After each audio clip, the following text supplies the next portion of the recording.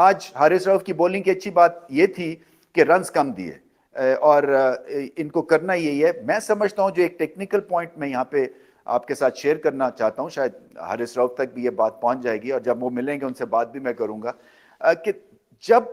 उनकी स्पीड 140-42 पे होती है और जब एक तरह से फ्री हिट्स या लूज बॉल्स 2-1 हो जाते हैं तो वो आसानी से नजर आ जाते हैं बल्लेबाज को, क्योंकि वो वैसी एक्सप्रेस स्पीड नहीं जैसे पहले ये एक्सप्रेस स्पीड पे बॉल कर रहे होते थे।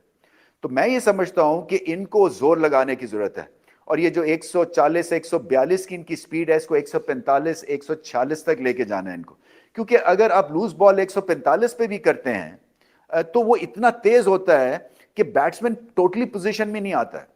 और वहां से अगर 145 से वो 140 या 139 पे आप वही बॉल करते हैं तो बहुत पहले नजर आ जाता है और बैट्समैन पोजीशन में आ जाता है और फिर आपको हिट्स लगती हैं। सो इनका जो यूएसपी है, इनका जो एक प्लस है, प्लस है, वो इनकी स्पीड है, और स्पीड जो है वो कम हुई हुई है इनकी।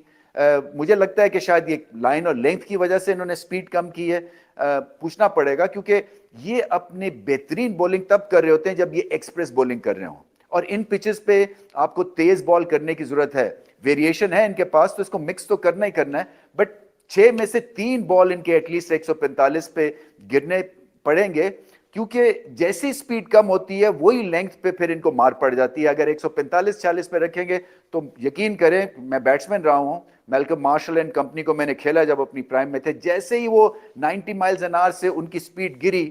तो उनके जो डेंजरस बॉल्स थे वो आसान लगने शुरू हो गए, और जो प्रेशर बैट्समैन पे वो रखते थे because of lack of speed in the air and of the surface,